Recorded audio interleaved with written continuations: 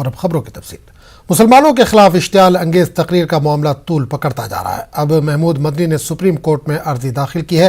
मजहबी मुनाफरत को हवा देने वालों के खिलाफ कार्रवाई का मुतालबा किया गया है। अर्जी में पैगम्बर इस्लाम की तौहीन, मुसलमानों की नस्ल कुशी की तरगीब और गुरुग्राम नमाज तनाज़ा समेत दीगर मामलों का हवाला दिया गया है।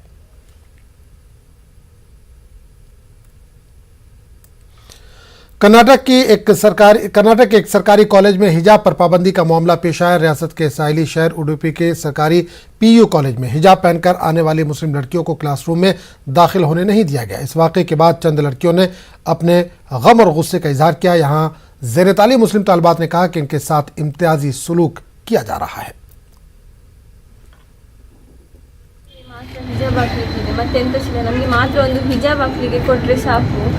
ಲಾಸ್ಟ್ ಇಯರ್ ಸೈನ್ಸ್ ಬ್ಲಾಕ್ ಅವ್ರು ಹಾಕ್ತಿದ್ರು, ಅವ್ರಿಗೆ ಈಗ ನಮಗೆ ಹಾಕಲಿಕ್ಕೆ ಕೊಡ್ತಿಲ್ಲ. ನಮಗೆ ತುಂಬ ಡಿಸ್ಕ್ರಿಮಿನೇಷನ್ ಎಲ್ಲ ಮಾಡ್ತಿದ್ದಾರೆ. ಹೇಳಲಿಕ್ಕೆ ತುಂಬ ಇದೆ, ಆದರೆ ನನಗೆ just we want rights, our rights ಬೇಕು. ನಮಗೆ ಅಷ್ಟೇ ಬೇಕು. ನಮಗೆ ಹಿಜಾಬ್ ಹಾಕಲಿಕ್ಕೆ ಕೊಡಲಿಕ್ಕೆ ಸಾಕು.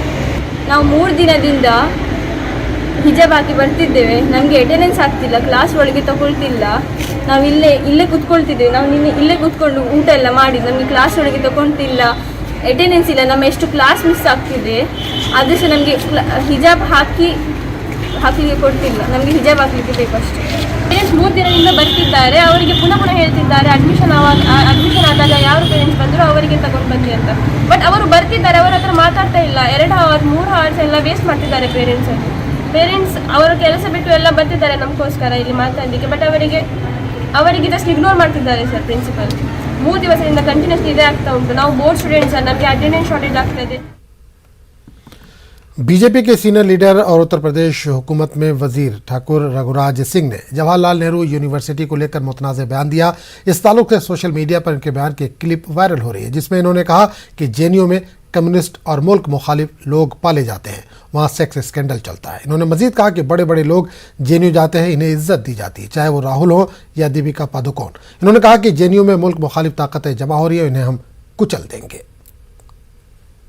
जवाहरलाल यूनिवर्सिटी दिल्ली में जो जिन्होंने वहाँ पर जो कुछ किया है, आज तक सारे कम्युनिस्ट पाले, देश विरोधी वहाँ सेक्स स्कैंडल चलाते हैं खुल्लम खुल्ला, जो जिसमें बड़े बड़े लोग जाते हैं। आपका राहुल जाते हैं, वो पादुकोण आई, वो भी गई।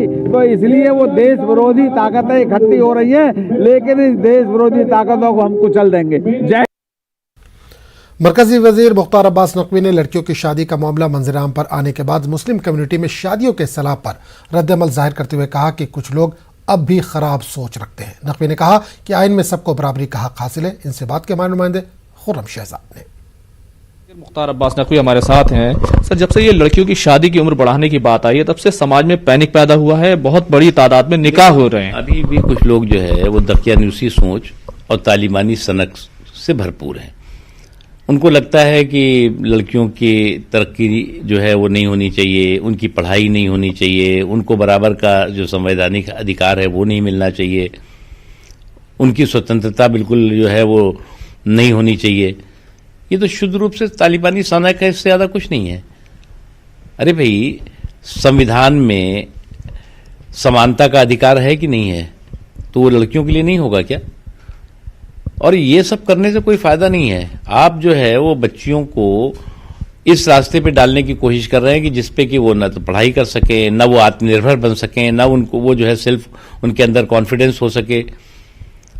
और आप कहेंगे जी जल्दी जल्दी कर लो, कि बिल्कुल जो है वो एक इमोशनल अत्याचार है, इससे ज्यादा कुछ नहीं है। जैसे ही अभी कानून तो पार्लियामेंट से पास नहीं हुआ, लेकिन निकाह की एक बाढ़ आ रही है और दबाव डाला जा रहा है लड़की वालों की तरफ से, लड़के वालों की तरफ से, शादी जो है निकाह जल्द से जल्द कर दिया जाए। निश्चित रूप से जो लोग ये इस तरह का इमोशनल अत्याचार करके और लड़कियों को उनके हक से और उनके अधिकारों से महरूम करना चाहते हैं, वो लोग कभी सफल नहीं होंगे। लड़कियों की शादी की उम्र में इजाफे का कानून अभी मंजूर नहीं हुआ है। वालिदैन शादी कानून की वजह से शादी के मामले में उजलत न करें। बेंगलुरु में जमात इस्लामी हिंद के अमीर हल्का डॉक्टर मोहम्मद साद बेलगामी ने यह बात कही। लोगों से बात यही कही जा सकती है कि शादी का मामला बहरहाल एक सीरियस स्टेप है। इस सिलसिले में ज़रूरी तैयारी और ज़रूरी एहतमाम के साथ ही ये बात होनी चाहिए। कानून आ जाएगा इस खौफ से जल्दी में और मुनासिब रिश्ते की तलाश के बगैर उजरत में इक़दाम कर लेना कोई मुनासिब बात नहीं है। हरिद्वार के बाद अब अलीगढ़ में भी धर्म संसद करने का ऐलान किया गया। गुज़िश्ता कई रोज से धर्म संसद करने को लेकर शहर भर में खबरें गश्त कर रही हैं। आज ऑल इंडिया मजलिस इत्तेहादुल मुस्लिमीन की जिला यूनिट ने एक अर्दाश्त जिला इंतजामिया को पेश की, जिसमें मुतालबा किया गया कि अलीगढ़ के पुरअमन फ़ज़ा को बेहतर रखने के लिए इस धर्म संसद की इजाज़त ना दी जाए। गौरतलब है कि अलीगढ़ में 22 और 23 जनवरी को धर्म संसद करने का ऐलान हुआ है, जिसके मुखालफत में आज MIM ने एहतजाज दर्ज करवाया। हरिद्वार में जो धर्म संसद हुआ था, जहां एक समुदाय के खिलाफ जमकर नरसंहार करने की बातें हुई थी और महात्मा गांधी जी को गालियां आप सब बोले थे, तो उसी के संदर्भ में 22 और 23 तारीख को अलीगढ़ में ये लोग ऐसा ही समारोह आयोजन कर रहे हैं जो हम उसके विरोध में ज्ञापन देने आए थे कि ऐसी प्रशासन से इल्तिजा करने आए थे कि परमिशन ना दी जाए। बीजेपी के लीडर डॉक्टर निशीथ शर्मा ने MU के दाखिला जाती इम्तहानात में इंडो इस्लामिक सवालात पर एतराज़ जताया। इस ज़िम्न में इन्होंने मरकज़ी वज़ीर तालीम धर्मेंद्र प्रधान को ख़त लिखा है, जिसके बाद अलीगढ़ मुस्लिम यूनिवर्सिटी के असातिज़ा, तलबा और मिली लीडरान ने इसे खालिस सियासत से ताबीर किया है। इनका कहना है कि शर्मा को इल्म नहीं है। असातिज़ा और तलबा का कहना है कि इस्लामी तारीख़ के मुतालिक सवालात पूछे जाते हैं, ये सवालात मुग़लिया दौर के होते हैं, ऐसे में वो तारीख़ का हिस्सा है, ना कि मज़हब, कुरान और हदीस का। तलबा का कहना है कि डॉक्टर शर्मा MU के नाम पर सियासी फ़ायदा हासिल करना चाहते हैं। को अलीगढ़ मुस्लिम यूनिवर्सिटी के सिलेबस के बारे में और एंट्रेंस एग्ज़ाम के सिलेबस के बारे में कुछ पता ही नहीं है कि इंडो इस्लामिक क्या होता है, उसमें किस तरह के क्वेश्चन और किए जाते हैं, उनको खुद कुछ नहीं पता है। अगर उनको इंडो इस्लामिक से इतनी ही एलर्जी है तो उनको चाहिए कि जो IAS और PCS के एग्ज़ाम्स होते हैं, आप देखिए उसमें किस तरह के सवालात आते हैं। आप मुग़ल पीरियड का, मिडवल हिस्ट्री का, उसमें तमाम क्वेश्चन इस तरह के होते हैं, तो आपको उस पर आपत्ति तो नहीं है। आप ले दे के एक सिर्फ आपको बचा हुआ है अलीगढ़ मुस्लिम यूनिवर्सिटी, हर चीज़ में उसको उसमें आपको नुक्स दिखता है। बात समझना पड़ेगा, इंडो इस्लामिक जो पूछा जाता है वो सिर्फ रिलीजियस से जोड़ने से नहीं हो सकता। ये पहली बात ये है कि MU का हिंदुस्तान का एक इतिहास है, वहाँ इस्लाम कैसे आया, ये बहुत सारे UPSC में भी सवाल किया जाता है। अब कोई अगर मुझे सवाल कर ले कि रामायण राम और सीता के बारे में, तो वो मेरा ये नहीं होगा कि मेरा रिलीजियस का वायलेशन हो रहा है, आर्टिकल 25 का वायलेशन नहीं हो रहा है, या मेरे रिलीजियस फ्रीडम ऑफ रिलीजन का वायलेशन नहीं हो रहा है। ये पूछ रहा है, इतिहास ये पूछना जरूरी है। दूसरी बात, MU में इसलिए पूछा जाता है, अगर आप MU एक्ट 1920 सेक्शन 5 क्लोज 2 उसको अगर पढ़ लीजिए, वहां साफ साफ लिखा हुआ है to promote the Islamic education को हम प्रमोट कर सकते हैं। उस पर एक पे है सेक्शन, जब वो एक पे है तो इसलिए इंडो इस्लामिक पूछा जाता है। इस तरीके से माननीय सतीश गौतम जी बयान देते हैं और दोबारा टिकट से मिल जाता है, फिर सांसद बन जाते हैं, तो उन्हीं के कर्मों पर चलते हुए निशीथ शर्मा अपनी राजनीति कर रहे हैं। ये चिलक्के टाइप के नेता हैं, मुद्दे तो कुछ रहे नहीं है, इस तरह की बेहूदी हरकत करते हैं। जबकि अलीगढ़ मुस्लिम यूनिवर्सिटी का माइनॉरिटी करेक्टर जो है उसमें है, कोर्ट में चल रहा है, फिर आप जो है शिक्षा मंत्री को लेटर लिख करके ये दर्शाना चाहते हैं, इसमें होगा कुछ नहीं, क्योंकि इसका जो एक्ट है वो पार्लियामेंट ऑफ इंडिया से पास है। ये सिर्फ अपनी राजनीति कर रहे हैं, इनको चाहिए टिकट इनको मिलना नहीं है, इसलिए बेहूदी हरकतें करके ये अपनी राजनीति चमका रहे हैं, इससे इन्हें कुछ हासिल होने वाला नहीं है। उत्तर प्रदेश में बीजेपी मोहम्मद अली जिन्ना के नाम से फ़िरका वाराना माहौल बनाने में लगी हुई है। लोगों का कहना है कि जिन्ना उत्तर प्रदेश के असेंबली इंतखाबात में बीजेपी को फ़ायदा पहुंचाने का नाम है। यही वजह है कि कोई भी जलसा हो, बीजेपी के लीडरान को मोहम्मद अली जिन्ना याद आने लगते हैं। गुज़िश्ता रोज़ अलीगढ़ में हुई जन विश्वास रैली में मरकज़ी वज़रा अमित शाह, अर्जुन मेघवाल और अलीगढ़ के रुकने पार्लियामेंट सतीश गौतम ने अपनी तकरीर में जिन्ना को याद करते हुए समाजवादी पार्टी के सरबराह अखिलेश यादव की तनकीद की। समाजवादी पार्टी के लीडरान का कहना है कि बीजेपी को जिन्ना का नाम लिए बगैर नींद भी नहीं आ रही है। भारतीय जनता पार्टी के संकट मोचक हैं जिन्ना। जब प्रदेश में, देश में, किन्हीं और राज्यों में चुनाव आता है, भारतीय जनता पार्टी के लोग, चाहे वो देश के गृह मंत्री हों, देश के प्रधानमंत्री हों या उत्तर प्रदेश के मुख्यमंत्री हों, इनको जिन्ना बहुत याद आते हैं। ये जिन्नावादी लोग हैं, ये समाज को बांटने पर विश्वास करते हैं। समाजवादी पार्टी सिर्फ और सिर्फ आम जन की मदद पर, आम जन के कामों पर और जनहित की जो योजनाएं हैं जिससे आम जन को फायदा पहुंचे, उसी पर विश्वास करती है। इनके पास और कोई मुद्दे है नहीं, इसलिए ये इलेक्शन को हिंदू मुसलमान पर लाना चाहते हैं और जिन्ना का कोई ऐसा मुद्दा नहीं है। अखिलेश जी ने तो दूसरे संदर्भ में कहा था कि ये जितने भी टॉप चोटी के नेता थे ये सब एक ही संस्था में साथ साथ पढ़े थे और पॉलिटिकल सफर थे। उसको इन्होंने घुमा फिरा कर हिंदू मुस्लिम का मुद्दा। खबरों का सिलसिला जारी रहेगा, लेकिन एक छोटे से वक्फे के बाद।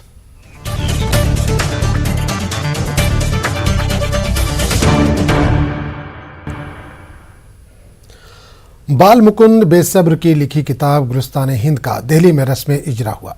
तकरीबन 150 साल बाद मिर्ज़ा असदुल्ला खान गालिब के शागिर्द बाल मुकुंद बेसब्र की इस किताब को फिर से मशहूर अदीब डॉक्टर तकी आबदी ने 3 ज़बानों में तर्जुमे के साथ लाने का काम किया है।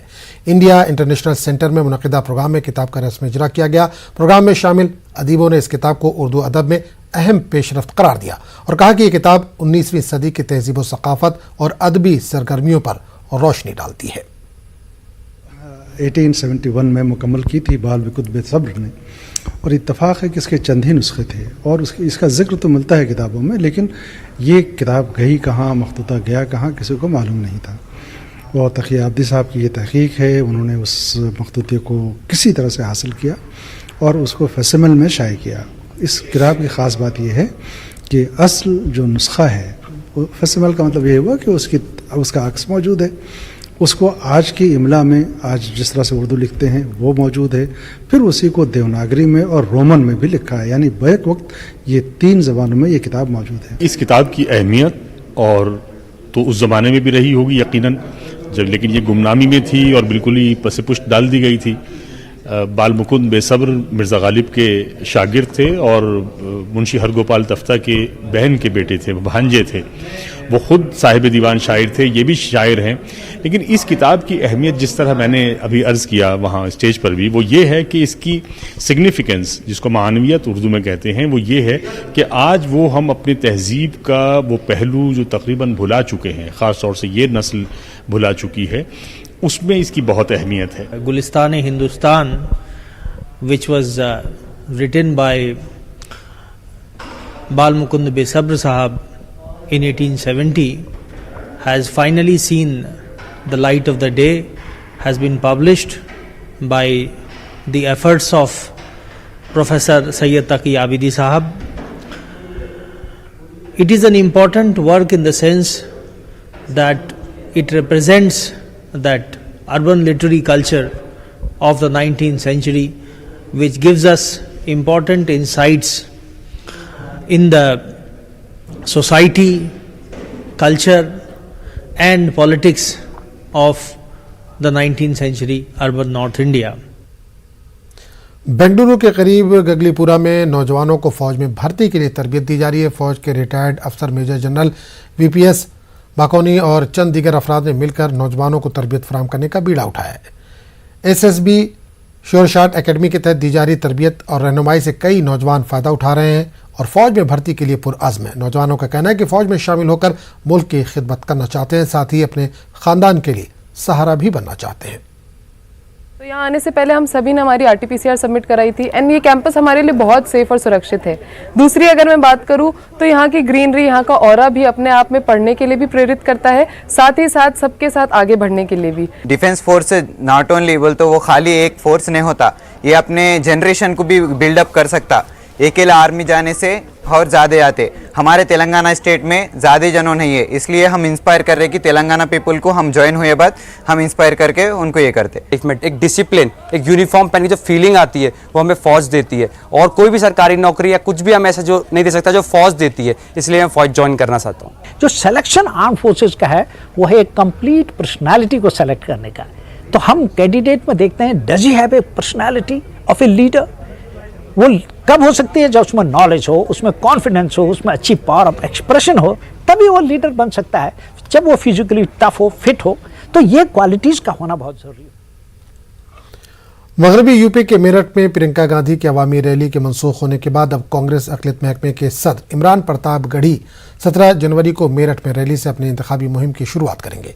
आज मेरठ में मुनक़िदा प्रेस कॉन्फ्रेंस से खिताब करते हुए कांग्रेस एग्जीक्यूटिव कमेटी के मेंबर शाकिर अली ने 17 जनवरी को मेरठ में मुनक़िद होने वाली अवामी रैली से मगरबी यूपी में कांग्रेस की सियासी मुहिम की तैयारियों की जानकारी दी। इस मौके पर आज़ाद समाज पार्टी के जिला सदर समेत मुकामी 3 सियासी शख्सियात ने कांग्रेस में शमूलियत अख्तियार की। इमरान प्रताप गढ़ी जी अपना चुनावी रैली का शुरुआत मेरठ की क्रांतिकारी धरती से करेंगे। कांग्रेस की रणनीति कभी जात पात की होती नहीं है।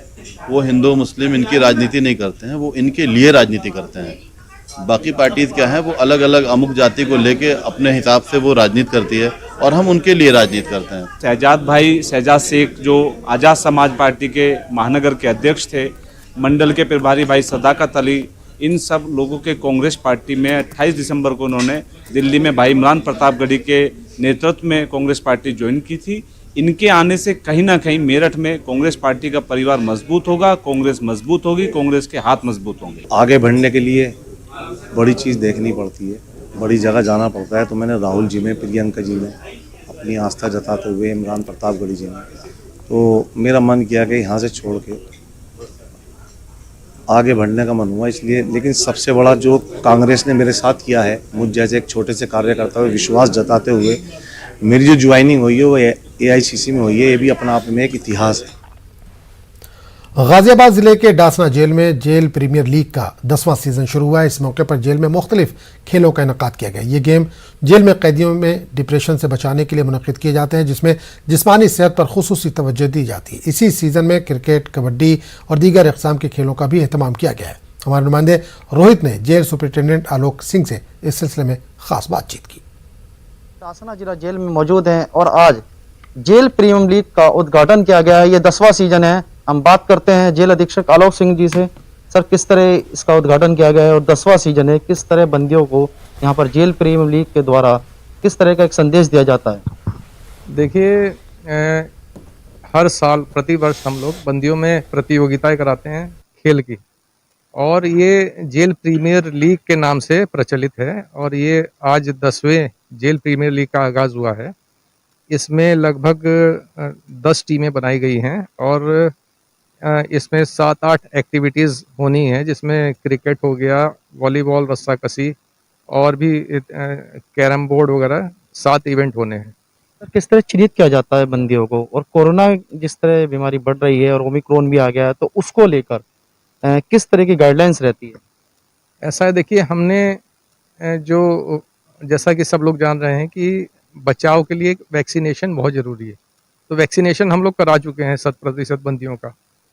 और जहाँ तक पार्टिसिपेट और चिन्हित करने का प्रश्न है, ये हम लोग बंदियों से पूछते हैं, जो लोग इच्छुक होते हैं जिस एक्टिविटी के लिए, उनको हम लोग शॉर्ट लिस्ट करते हैं और फिर उसमें से हम लोग चयन करते हैं टीमों का, और फिर उनके मध्य प्रतियोगिता का कराई जाती है। कितने दिनों तक ये चलता है और समापन इसका कब तक होता है? ये लगभग आज शुरुआत हुई है, लगभग 1 महीना चलेगा और उसके बाद जो विजयी टीम होगी उसको सम्मानित पुरस्कृत करते हुए हम लोग इसका समापन करेंगे। जैसे जेल में एक अलग दुनिया सी रहती है, तो किस तरह बंदियों को तैयार किया जाता है और अवसरवाद उनके अंदर को किस तरह समाप्त किया जाता है? देखिए, बंदियों को एंगेज रखने का प्रयास किया जाता है। एंगेज किसी न किसी एक्टिविटी में वो एंगेज रहें। एंगेजमेंट के लिए देखिए, एक तो हो गया खेल, दूसरा योगा, PT और कोई सृजन वाली चीज़ों में इनको व्यस्त रखते हैं। कुछ न कुछ एक्टिविटी में इनको इन्वॉल्व रखने का प्रयास करते हैं। तो जेल अधीक्षक आलोक सिंह थे, और जिस तरह जेल प्रीमियर लीग का कार्य का जो उद्घाटन हुआ है खेल कूद का, बंदियों को कहीं ना कहीं अवसरवाद से बचाने के लिए और कोरोना की गाइडलाइंस का सभी का पालन किया जा रहा है। इसमें रोहित सिंह, न्यूज़ 18, गाजियाबाद, डासना। हैदराबाद का 140 साला तारीखी स्कूल अपनी बका की जंग लड़ रहा है। स्कूल इंतजामिया और तलबा कदीम तालीमी विरासत को बचाने की जी तोड़ कोशिश कर रहे हैं। इसके लिए वो हुकूमत और साबिक तलबा से मदद की इल्तिजा भी कर रहे हैं। पेश है रिपोर्ट।